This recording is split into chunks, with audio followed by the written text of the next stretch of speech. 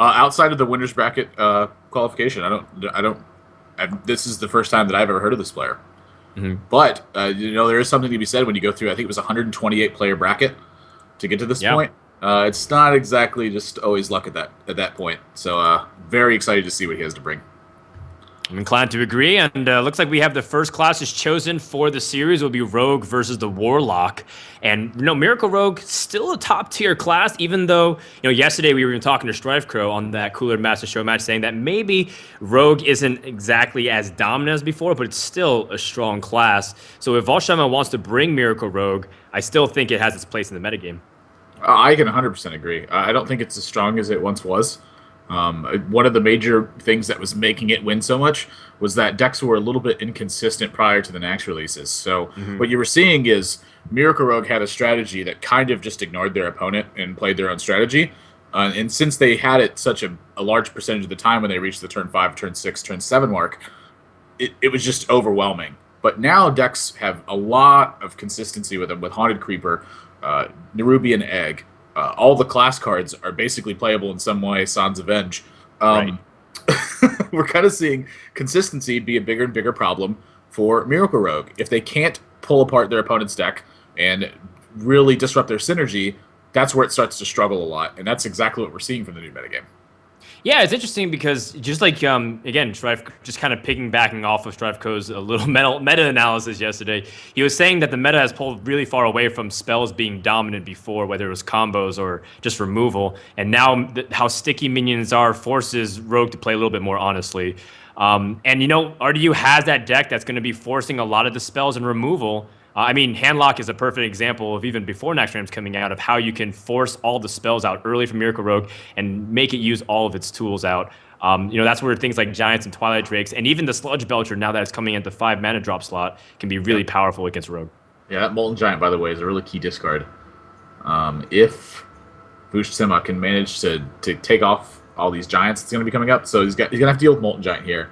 And of course, he doesn't know it yet, but he's also going to have to deal with Sludge Belcher and Twilight Drake. If he manages to do that, I think he finds himself in a pretty good position to be able to win this game. But outside of those minions, this is going to be tough, and it's going to start really early. So Sap is going to prevent some damage here, but this is not the most exciting play in the world. He needs to draw something like Conceal. Yeah, some way. Even then, it's not even that good insurance because if they drop the Ancient Watcher plus Shadow Flame, you lose your Gadget's Hand anyways, and you get one draw. It's basically like a 2-card Azure Drake in that sense. All right, well, that was a pretty good pickup with that preparation. Ooh, okay, all right. So now he's able to kind of chain some of these draws together. He did use one sap, but at least it seems like RDU already knows that his opponent, unless he has Gadget's Hand, he's going to be in trouble. So as soon as he sees Gadget's Hand and he can deal with it, maybe he can kind of stabilize. And this is like the most critical turns for Miracle Rogue, because if they can't stabilize, then the damage gets way out of control, and the game escalates to the point where they lose in 2-3 turns just from the raw damage per turn that's on the board. Right. So this draw is probably the most important he's had so far. Backstab. This is a spot where normally you could make a justification, I think, for backstabbing your own Gadget's Hand Auctioneer, but I don't think that this is going to be one of those games. He should be coining here as well. There's no way that coin is worth more than a random card in your deck at this point. Yeah, I think there's at a certain stage you just want to draw into the answers too, because if you get, say, like your Leroy, and then you have the ability to finish the game anyways, you might not need to just continue to chain draw, and that coin just sits there a little bit useless because the one mana goes to extra card. Look what his next card would have been also. Oh my gosh. That's got to be painful. Oh, I almost feel bad. Ooh, okay. My stream was a little delayed, Nathan. I see it's the Conceal. That's pretty bad. Yeah, that normally would have been a huge draw, but instead it ends up being not so exciting at this point. And now that Azure Drake's hit the board, though, this is a position where I don't think he's actually looking that bad. He's going to have to face down a lot of minions here, but the spell damage is very relevant as far as this deck is concerned, because one of the major issues it has is being able to effectively deal with minions like Mountain Giant. It doesn't have just the raw potential. Like, it doesn't have like Big Game Hunter It's not going to have just like it doesn't have assassinate or something weird. He's going to actually deal damage to it. So with this +1 spell damage, you normally have to use stuff like backstab, fan knife, shiv, etc. But these actually now turn into legitimate removal spells at this point. So this Azure Drake, believe it or not, pulling quite a bit of weight. Oh, yeah, absolutely. Just like you mentioned, being able to remove with like eviscerate backstab on a giant is really clutch, and then it allows you to play a little bit more card effective because oftentimes you have to go 3 for 1. He picks up a Blood Mage Thalnos, and that's going to be a 3-point fan of knives. Whoa! We got ourselves a game here, brother. I mean, this is what Miracle needs to do. And it effectively just keeps up the draws while being able to put on a little bit of pressure here and there. All he needs to just piece together is that damage finish. Leroy will be able to finish it, especially since RDU doesn't have any taunt givers, at least other than the Sludge Belcher. He doesn't have things like Defender of Argus and his Sunfury Protector. Yep. If he ends up playing 2 minions here and it doesn't use Soulfire, he's going to get a very brutal thing. But I can't imagine RDU's not going to Soulfire here. Oh, he discards his other Ancient Watcher, too. That's really good for him. Yeah, that was sitting useless in his hand with no activation. I mean, he could silence it with the Ironbeak Owl, but that's a little bit too slow and optimistic, even though he's already seen saps from his opponent. But I think, considering that he has Power Overwhelming and Hellfire and other ways that he can kind of synergize, I think that was the best discard. Yeah, I 100% agree. So now that Wuaschtsemme's only got 1 spell damage, he finds himself in kind of a precarious situation. Van Knife's going to be picking off an Ancient Watcher, but that's to no avail. Picks up an Eviscerate, though. Pretty big one. This looks to me like you have the potential to kill off everything in the next couple of turns. What do you think of using Preparation here so that you can develop Loatheb? Or possibly even the Gnomish Inventor. I actually think Gnomish Inventor is a better first play. Yeah, this makes a lot better sense or a lot more sense rather, because now at this point he doesn't have to really use Preparation for anything. Yeah, I think it makes sense too. Yeah. Loatheb timing can also be really key if you're sensing your opponent is going for something like a big board clear anyways. Right. This makes a... Oh, wow, when he draws a Gadget Zane Auctioneer. Okay. It's going to be... It gives him the ability to draw through pretty much the rest of his deck and fish through the final answers. I mean, he's still missing that Leroy, right? As much as he's stalling, he's still missing that core key to just... Or that key card, excuse me, to finish the game. And RDU's hand's still not looking that stellar. He has the Sludge Belcher, but there are ways to deal with it from the Miracle side. I wouldn't call it missing much anymore. He picks up Leroy Jenkins. But he doesn't have any saps left, so he's actually going to have to deal 7 damage through this Sludge Belcher. And it's not just 7 damage, it's 5 damage and then 2 damage. So if he overkills, it doesn't work exactly the same way. But boy, oh boy, is he about to draw some cards. Okay. Let's see what he's going to be able to continue chain off, conceal, prep. He has a lot of tools at his disposal. Although sometimes it is a little nerve-wracking because you have preparation and you have nothing else to combo with. So do you feel like you keep it for the opportunity to draw immediately, or are you afraid of Shadow Flame? I like using it. I mean, you need to... It's sort of like the same mistake he made with the coin. It's like, it's just not that valuable at this point, and he needs to pick up something that's better. All right, well, he has the Eviscerate to go for the Twilight Drake clear. Picks up the Deadly Poison, so that way he can combo it with Blade Flurry. So he's got some tools. But again, this is why Sludge Belcher often becoming one of the favorite cards of a lot of these pro players. They say that it's just so good at stopping the flow and slowing the game down drastically because of the 2 lives it has and the big body. Wow. And RDU picks up a Shadow Flame, and I cannot think of a card that could have possibly been more needed right now than Shadow Flame. But this isn't exactly the best position for him. He's now lost 2 of his Mountain Giants. He's lost a Molten Giant to a discard and a Soulfire. He's down a Twilight Drake. He's really relying on something like Sludge Belcher to pick up the pieces, but instead he draws Ragnaros from his life tap. Oh my gosh! I didn't even think this was in his deck. Yo, Ragnaros is actually an MYM tech originally thrown into combo things or to counter things like the freeze mage from the handlock position. Tice was a player that loves using this card too. So it's interesting that RDU is also putting it into his arsenal, and that card could be huge if he needs that finalized damage, especially since he's using things like Power Overwhelming, which normally is the Leroy combo to finish the game. I don't know if Wuaschtsemme's going to be able to push through that. He's going to have some damage on the board, but if Ragnaros ends up hitting a minion after all this is said and done, he's almost going to just be out of stuff. But RDU is down to 18 life.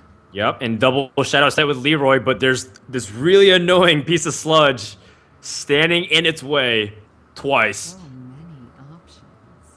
And he's got the cards to end it, but he doesn't have the mana to do everything this turn. Yep. In just a few points. This looks like Lotheb might steal something up here, though. I think so. You know, Lotheb denies the ability for him to answer. You have ways to just kill it. Lotheb's also one of the best ways to answer Sludge Belcher, too, because straight up in a battle, Sludge Belcher can actually kill it. Yep. Looking at the damage here, I forgot that I wasn't accounting for the Blade Flurry.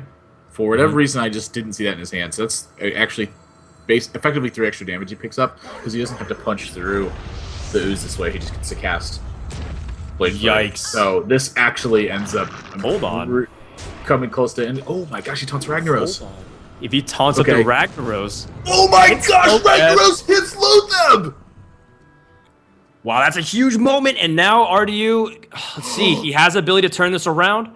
Miracle Rogue, what does he have at his disposal? Does he have to use other forms? A deadly poison. He can clear the entire board right now with Blade Flurry and using his Earthen Ring Farseer, and then he basically has lethal next turn if RDU can't taunt up again. This is pretty crazy, Nathan. Wait, does he have lethal now? 4/6. He's 1 mana short. Story of life, huh?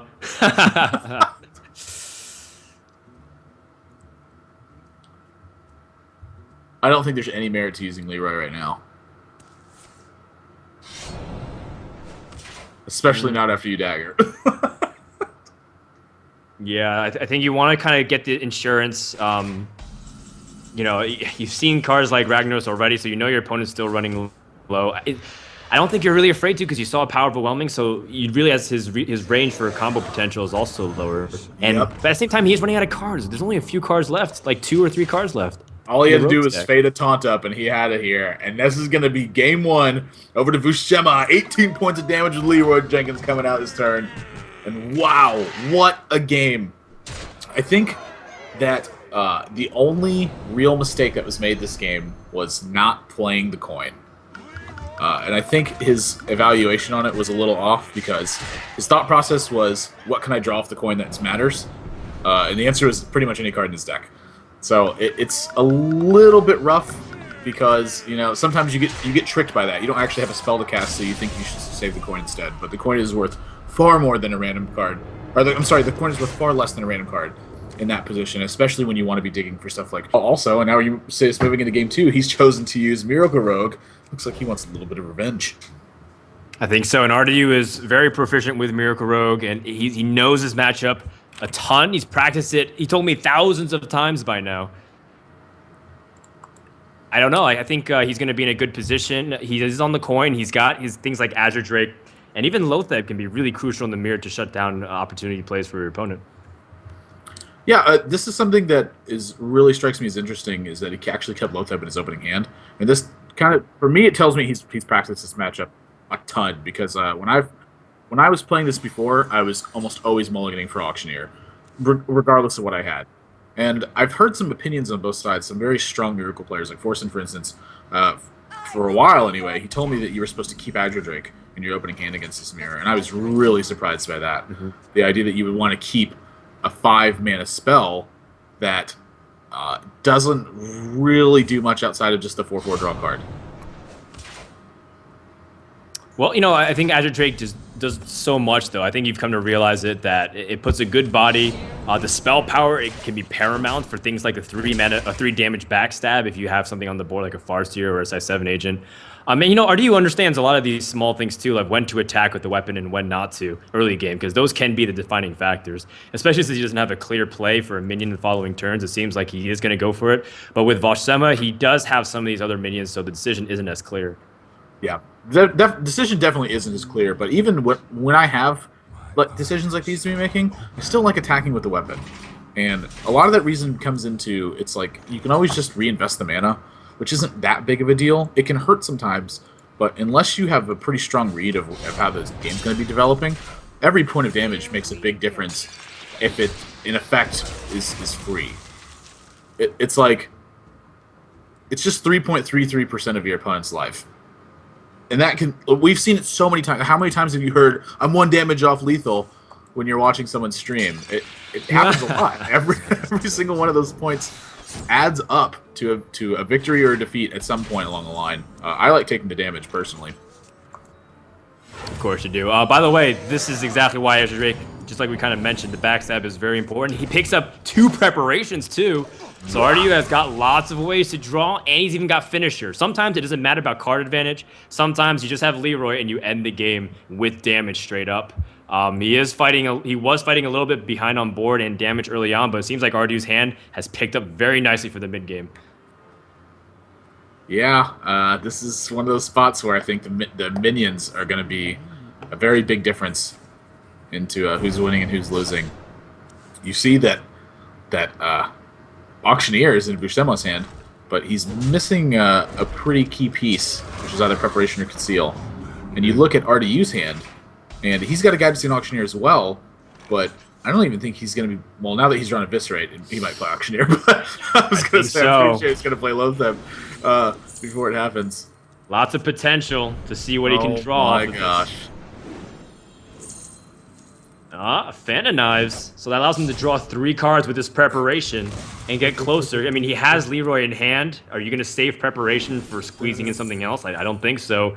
So getting these cards now is much better return of investment immediately. RDU off to a really good start to this turn. All right, card draw's over. But now we could see a return. Backstab's going to be a big difference to make. Someone should make a YouTube highlight reel called Miracle Rogue in a nutshell. Just, you fast forward the draw parts and you play the yakety sax, right? The mountain. What's the hitchhiker? The yodeler from Price is Right? Oh man. I know exactly what you're talking about. The God, I was watching Price is Right back when Bob Barker was still hosting, not when Drew Carey's taken over. Yeah, Drew Carey's a pretty fantastic host of Price is Right, by the way. I remember I was very skeptical at first, but now I've just grown to it, and I'm like, you know what? I like you, Drew Carey. You're all right. Better than Frodan. I see where you're going with this. It's okay. If you want to cast with Drew Carey, it's totally cool. I have his number. I'll call him right after this cast. Day number 2. By the way, RDU, yeah, he is taking a little bit of damage. I think that's a really strong sign of aggression when your opponent attacks with this last charge of Deadly Poison straight to the face. He might feel like he has to be a little bit more defensive, but he picks up 2 Farseers, which is nice. So that way he can kind of put himself in a comfortable range once again. Yeah, this is a pretty tough spot, I think, if you're just somebody. This is again a really good recognition from him, though. He understands that at this point in the game, he's going to have to make a push for damage at some point. So attacking with this dagger and then redaggering and starting to use that poke every single turn, kind of what we were talking about earlier. Every single point of damage matters, and with a hand like this, he can very easily turn the game into a victory with Gadgetzan Auctioneer. But he's got to start making things happen. And so this is 2 things that are happening. Number 1, it's a kind of like a preemptive move for if you draw something like Deadly Poison, and number 2, it starts getting the damage rolling. Nice. I like this, by the way, this hybrid of attack and defend. RDU is going a little bit of defensive, obviously. He wants to stay out of burst range if his opponent had the perfect combo of cards. Ooh, Wuaschtsemme picks up Blade Flurry. That would have been so nice with his Deadly Poison charge, but that's pretty unfortunate. Now he's got to work with his Gadgetzan. I still like his attack, though. You Yeah. can't be results-oriented. You can't let single draws like that affect all of your decision-making. Oh, and a second Auctioneer. Yikes. That's actually kind of good for him because I expect this auctioneer to die pretty much every single time this turn gets passed to RDU. But in this position now, he's not too worried about that. It's just kind of lightning routing 4 damage, and frankly, I think he's pretty happy about that. All right, well, RDU can start a little bit of draw here with the Shiv, and he can even throw down Lotheb if he ever feels like he wants to develop the board, or even just whatever, just do anything at the moment to continue to put on pressure. He still has Leroy, but he doesn't have the Shadow Steps, so there's no clear way to win in the next couple of turns yet for RDU. And I think the most important thing is just playing it safe, so he puts out the farce here now. This shows a lot about you were saying he has thousands of matches practice in this, and this really shows it. You have to be very mindful of your life total moving into these stages of the game, especially when your opponent's already shown a tendency to be aggressive. Doing something like poisoning up your dagger and taking 3 more damage there to keep your 3/3 on the board, it's a really good value play, but the thing he needs to be concerned the most with in terms of value is his actual life total. If he gets into the 16, 18 range, now that's where you become vulnerable to very easy to put together combos like Leroy Double Shadow Step, or even something like Leroy Cold Blood Shadow Step. Just that alone is 16 damage. So when you start moving down below the 20 mark is when Miracle really starts to get its sights set. So really heads up play from here, also keeping his life total high instead of just making a pure value play. Well, by the way, Wuaschtsemme Shadow stepped his own gadget stand, and I think RDU hovered over and showed less than 15 cards left, so there's still a huge chunk.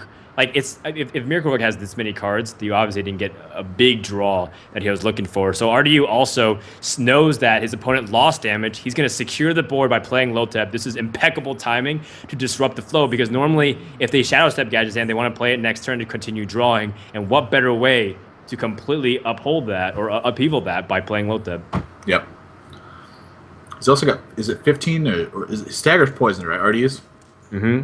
Yeah, so he's got 5, 8, 11. He's got 17. He's got 17, 19 points of damage just sitting on the board right now. Or rather, from our perspective, he's got 19 points of damage. I say just sitting on the board because he has 9 damage in his hand, right? So basically, Shadow Step ends the game here. Oh yeah, for sure. Eviscerate, Cold Blood, pretty much any damage. Shade of Next Ramus. Shade of Next Ramus. What the heck? RDU's, now I know a lot of the players are watching along and seeing what maybe they're facing their future opponents, so this is a really interesting card that's being thrown in to the Miracle Rogue, and now a lot of RDU's opponents will definitely be very cautious. I mean, RDU is saying, do I even show this? Do I even need to show this? Do I just weapon up? I have Leroy anyways. Yeah, I don't think you show this in this game. There's just no way. Something important to note here is RDU's failed to play around Betrayal as well. Ooh, classic mistake. A giant misstep. This could cost him a lot if we see a random Betrayal here in Wuaschtsemme's deck. Gadget Stand, Betrayal, Preparation, Vanish, or something? I don't know. Just like the weirdest assortment of spells and just bamboozle your opponent. I have no idea. I want to see a card called Bamboozle. That's what I want to see. I think there definitely will be like a joke set one day released on April Fool's or something. Blizzard loves stuff like that. Ooh, a full board clear here. Yeah, you know, RDU is still 1 damage off of lethal at the moment. Yeah. So if he whiffs on his draw, I don't know. If there is so many ways to do damage, but say he's playing 2 Shades, for example, he can't finish next turn. Yep. What do you want to pick? You want to pick up Earthen Ring Farseer here, I imagine. Maybe, I guess another Preparation's fine as well. You got to keep going. Why not? Oh, and there's a Conceal. Okay. He's also getting dangerously close to Fatigue, too. Doesn't want to take an extra point of damage. I mean, I feel like he can draw potentially the rest of his deck and then some. Yeah, if he takes 1 point of damage, he's just done. Wow, he's 1 mana off Lotheb. I'm almost out of cards. Oh my gosh, he can't draw any more cards right now. Yeah. Wait, he's at 1 card. You're right. He can't conceal. Gosh. If he conceals, he's dead. He loses. But he has the damage to kill next turn, so he has to just hope. He has to end his turn, and he has to hope that RDU does not have the damage to kill him. Oh, he goes for the conceal. There was a chance. But hey, you know what? He plays a huge Van Cleave. 2020. Van Cleave. Well, that's a good. Oh wow! RDU got a Van Cleave, which means he would have lost. So Wuaschtsemme ends up killing himself due to fatigue and bails out RDU, where he would have dropped 0-2, but now the series is tied. Oh my gosh! Yikes! That's honestly, that's a tough spot to be in, because sort of when you're in that when you're in that position, one of the things you're thinking about too is how important it is just to keep 4 damage on the board. But you're basically as long as you can until you get to this point. But he ends up dropping the game. A very well played from RDU, keeping Lotheb in his opening hand. Very key to that game being won, I think at least. How poetic that 2 things for 2020, hindsight as well as that Van Cleef. I think it was a good representation, a metaphor for how Wuaschtsemme will be looking at that game from this point on. But he can't really focus on that whatsoever. He's immediately queued up Handlock in response to the Miracle Rogue, a great choice. And it feels like this is like a mid-max Rammus tournament so far, right? You see like Lotheb and the Sludge Belchers and a couple of those extra cards. Shaded Max Rammus really never even came to play. So it's kind of interesting that we haven't seen yet the Hunter dominance. I'm pretty sure the Hunter was banned, though. We didn't, unfortunately, get to see the bans. That I think is we were talking a little bit too much about that early on. Yeah, we definitely missed the bans, but Hunters were banned on both sides. So. Okay. We got confirmation just now, so I think that's a great choice. And all of a sudden, the meta has changed a little bit, and Handlock can be played. And look at these guys, both of them mind gaming. They're waiting to mulligan. Wow. I mean, this is the point where if you're on ladder, you add him as a friend and call him a tryhard. But this is the point where there's $3,000 on the line. So this is what you got to do. You're that guy, huh? No.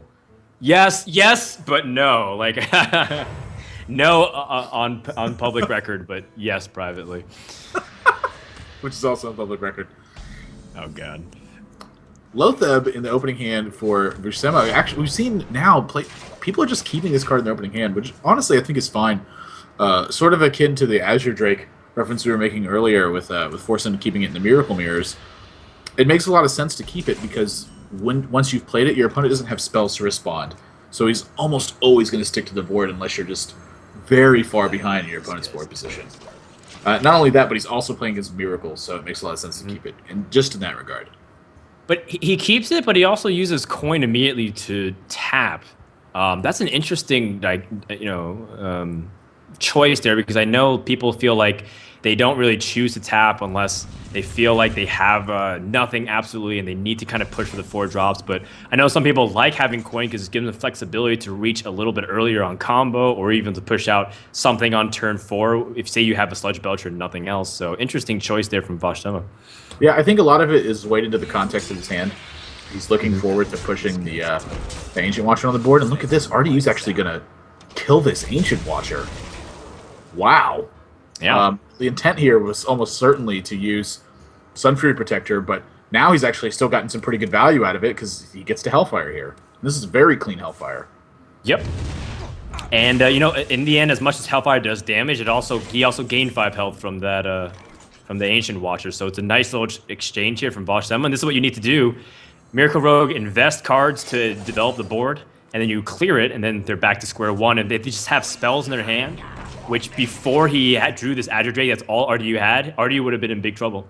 Yeah, a lot of people might be wondering why he clears the Ancient Watcher there too, and there's a couple of reasons why. The first one is because he obviously knows this matchup very well. So what it entails with clearing this Ancient Watcher is that it can get silenced by Iron Beak Owl, which means it's going to be able to attack. It can get taunted up, which is something he doesn't want to have to do, is deal with it post the taunt up. He can deal with it now and develop his board, so he might as well do that. And the third one, of course, is a card like Shadow Flame. He doesn't want to get Shadow Flamed from something like an Ancient Watcher. You want your opponent to use actually kind of like a real minion for it. So if you force them to do that, it's effectively like you invested 5 points of damage into a removal spell instead of investing something like 8 or 9 into like a giant or a big Drake. That's a good point. Good point. I like the way you phrased that. RDU, by the way, a little bit off the mana that he would love to be able to use everything. Yeah. But the nice thing is he still can cleanly or efficiently remove. But he does have to wait another turn for his Azure Drake to go down.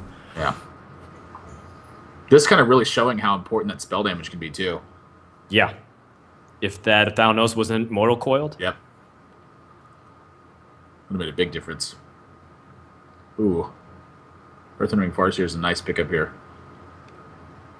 I'm not really sure. I'm not really sure what the... wow, is he really going to go for Sludge Belcher instead? I think this is a very easy double Earth and Ring Farseer turn. Yeah, I 100% agree with this. Something else you don't want to do, like when you're nervous and you're sitting in that chair. I've been in this position before. I remember back when I was playing my first tournaments when I was very young. in Magic. It was nerve-wracking to be sitting there playing in your first tournament, especially for something like an 8-player tournament with a $3,000 prize pool. That's way more than I was playing for in my first tournaments. And you do get nervous sitting there, but it's important to remind yourself not to overthink these scenarios and to really try to keep calm and make the best decisions you can, because you got there by playing well, and you want to keep playing well. There's no reason to change what you've been doing, because what you've been doing has been working. There definitely needs to be like a chain of clothing for Hearthstones, like keep calm and top deck, and it just has the little logo there, like a Maz's face is right there. Mozgasm. Good advice, by the way, for any players that are just watching and trying to, hopefully break into this scene. By the way, really nice. You see a conceal, it usually means that your opponent wants to secure the board and push for damage. And pushing out this Lotheb is a good way to disrupt the turn. And we see that RDU's hand is also equally as passive. He has to go Lotheb and now reveals Shade of Nax Rammus. I mean, now that we had a couple of minutes to think about what this card does, can you think of immediately its impact in the metagame? My experience playing this card has been all over the place. I've had it played against me a couple times, and I was like, it seems pretty good, honestly. I'm not gonna lie. Like, at first I thought it was kind of underwhelming, but now that I've played first time I played against it, I was like, I think this card's actually all right. And I saw Savitz playing it on stream, and it made a really big difference in the games that he was playing. And then I decided last night I was going to kit with some Shade of Naxxramas games, and I actually made a 36-36 Shade of Naxxramas with a priest deck. And killed my opponent in one turn. It's pretty bad, honestly. God, and I think works. the card's That's crazy. but I think the card's pretty decent, all things considered. Definitely worth playing. Yeah, I mean, it functions similar to how Van Cleef used to do, right? Where you have the stealth and it just grows. And if you run things like Cold Blood, I mean, it is another win condition in a sense. Right. So Something it's that's interesting. sort of the way that I felt about the card is there's a mechanic in Magic called Suspend. And what you do is you invest mana into the creature, and then it comes out a couple of turns later. So it's like you got it for a much cheaper version of it, and it was way over budgeted at that point, but you had to wait time for it to happen. So this, like, Shade of Naxxramas is effectively a suspended creature that you kind of unleash on your own time. And you're like, do I want it to be a 3/3, a 4/4, etc.? Like, you've already spent the mana to do it, but it sits there until you're ready. Makes sense to me. RDU, by the way, in a pretty tough spot. He's got ways to deal with the board, but it's not like Lotheb is an ideal target to sap either, Well, when you don't have any other spells, it seems fine to me. But yeah, it makes sense. Yeah, I don't like sapping it though, because you want to sap on the other Sludge Belcher. Like, he's got a Sludge Belcher in his hand, but I'm pretty sure this game he's just been choked out. And I mean, after this Siphon Soul, what is he going to have left? He has a sap in his hand and a 1-point dagger versus 20 points of life and a sea of Sludge Belchers and Molten Giants that I'll have to face down. Well, maybe if he gets Gadget Sand, he can draw into something. Sun Fury Protector when he has double Molten Giants in hand. That's interesting, but I mean, does it really matter? Already used on 2 cards. His opponent's at 11. This is actually totally fine. He plays a Molten. Yeah, it just plays a Molten Giant and starts attacking. One more damage could end the game. Leroy is more than enough. What a huge draw right now. He needed a single. The top deck is so real. Oh my god. 6 times as much damage as he needed. God, that's pretty crazy. Looks like Wuaschtsemme takes game 3, and RDU is down in the series once again. And we'll have to turn to one of his other decks in order to even it out. Miracle, one of his best pre-Naxxramas. I don't know if stress is the right term. I mean, he's the kind of player that strikes me as he's going to be disappointed anytime he loses. Regardless of how he lost. Whether he made mistakes, whether he was just losing. He wants to win no matter what. Like, that thirst is just, it's so very present and real in a player like him. And, it's sort of part of being, again, young and being in that position. It's like you want to win a lot, and you're going to get emotional about your losses. But, you don't need that. You don't want that sort of thing affecting your play. And the best way to make sure it doesn't affect your play is to not get that way, which does take practice. It's hard to just keep your emotions in check. So, it is something important for him to think about going forward. He doesn't want to be playing emotionally because that can definitely make him play worse. And he also there's no reason to kind of overreact if you end up losing games. Losing is a very much a part of Hearthstone, or any other game for that matter. Ooh. He has shield block. with the shield slam, so he can answer an early threat.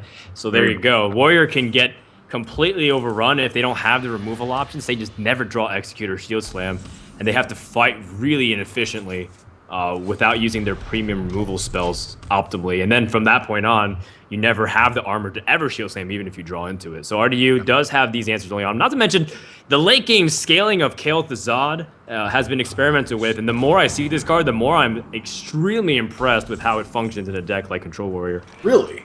I was actually just about to ask about that. I'm not sure exactly how good that card is yet.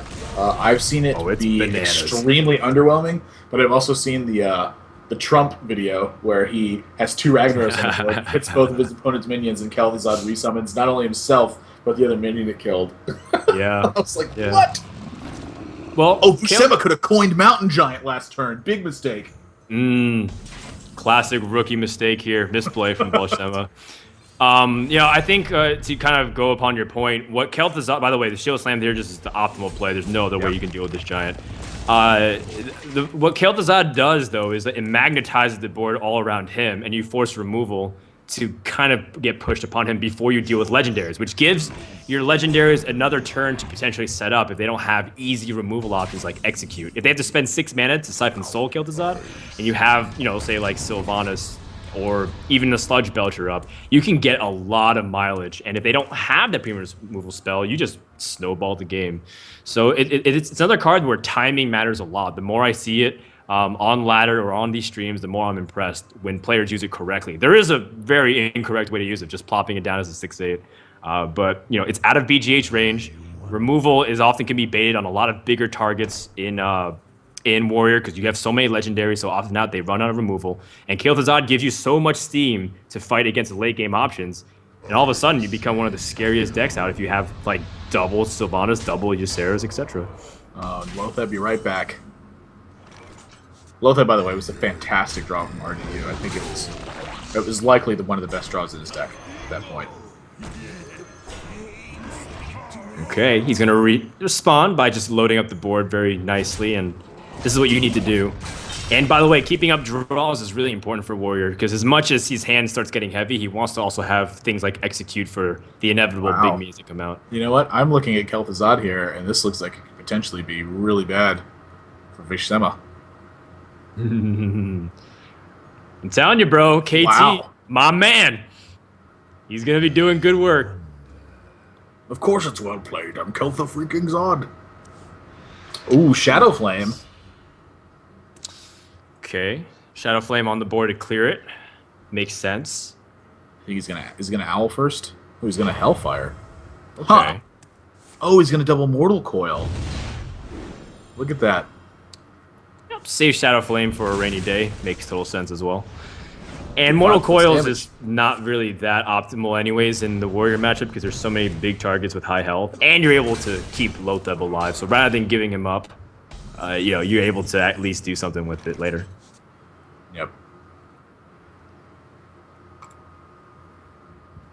All right. Well, RDU gets Execute, which is a card that he wants later on, but now Lotheb has gotten a lot of damage in.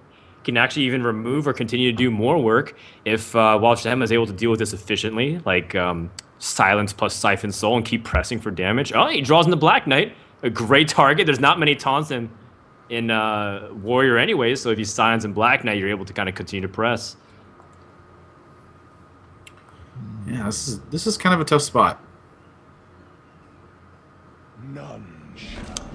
For RDU or for Wuaschtsemme? I think for it's like Wuaschtsemme's turn. It's like it feels like to me honestly, it feels like you can just Black Knight here, but I don't really know like how strong that is because this is the kind of the position you end yourself up in. Like, do you want to use Owl here on this 1/2 so you can push 5 points of damage, or do you want to like use your Lotheb and make it? He's got a lot of good plays this turn, but it's like which one is best, and he needs to take his time doing it. I think he played Black Knight a little too quickly here. Again, it's not that like he's going to get tons of value from Black Knight later. It's just more like, can you life tap into something better? Can you kind of deal with this over the course of a couple turns? Like, do you need to Black Knight here? Is there a better usage for Silence because of how many legendaries with really powerful effects that is often run in the Warrior decks?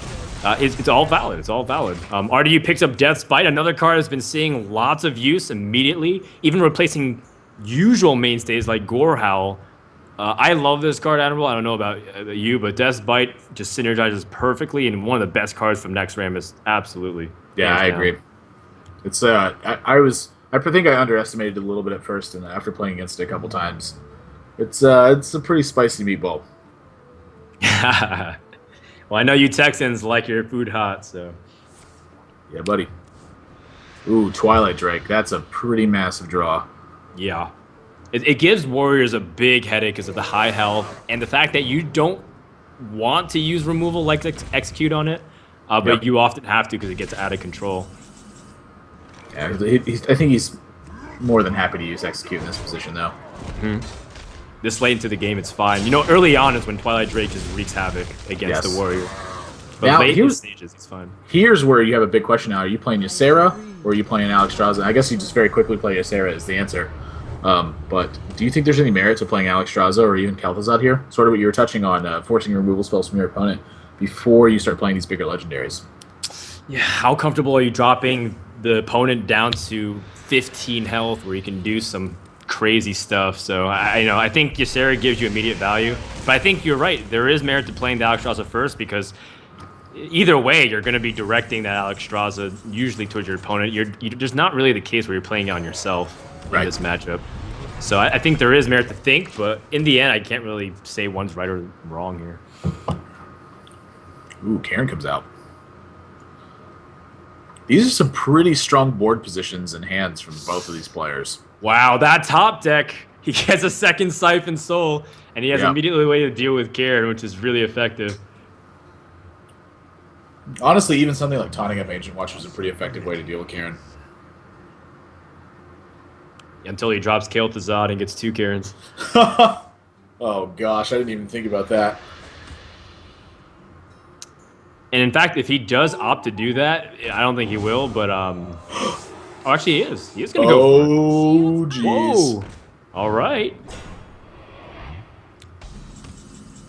RDU needs something like a point of damage, which she doesn't get.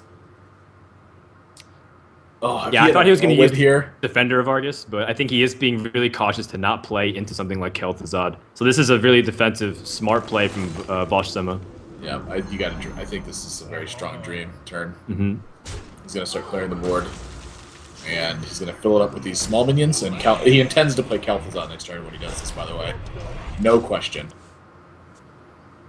Good setups, and this is what Nax Rammus has really done. Slow down these games where you really have to set up so that way you can have really powerful, pivotal turns that can just completely upside this entire game. Wuaschtsemme draws second Shadow Flame, which he didn't really need at the moment.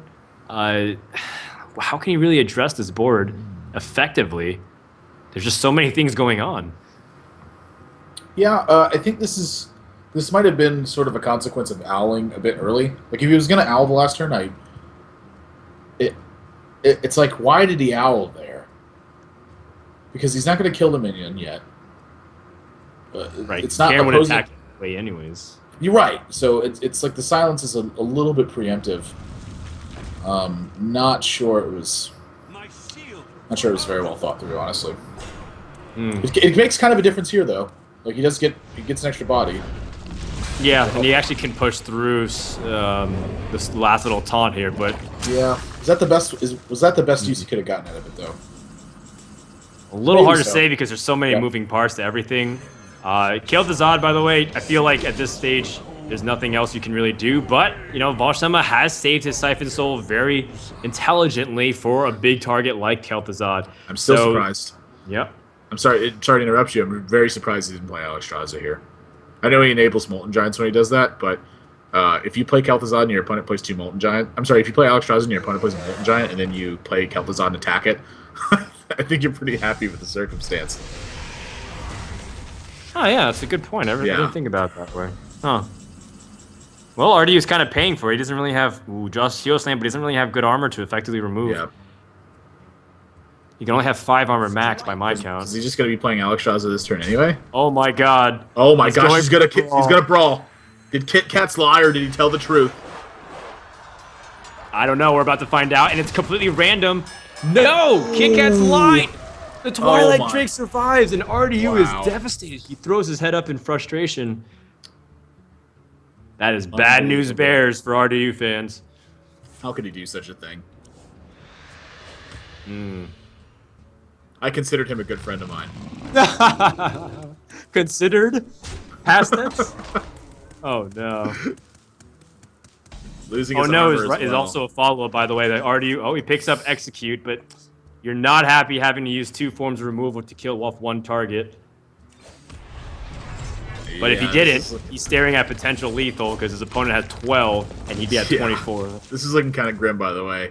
7 cards in hand for Wuaschtsemme, about to be 8, plus life tap potential, plus a 4/8 on the board. Mm-hmm. Yeah, I don't think there's any way that RDU's getting out of this one. I think you can go ahead and call this one. I'm Wuaschtsemme 3-1 in my opinion.